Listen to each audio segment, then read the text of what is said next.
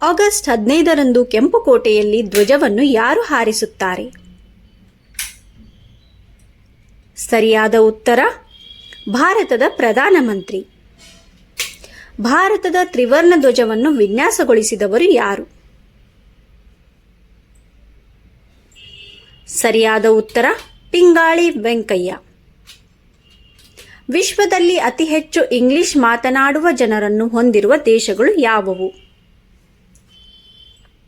ಸರಿಯಾದ ಉತ್ತರ United state ಹಾಗೂ ಭಾರತ.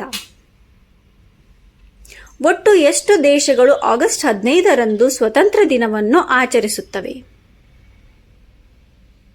ಸರಿಯಾದ ಉತ್ತರ 5 ದೇಶಗಳು.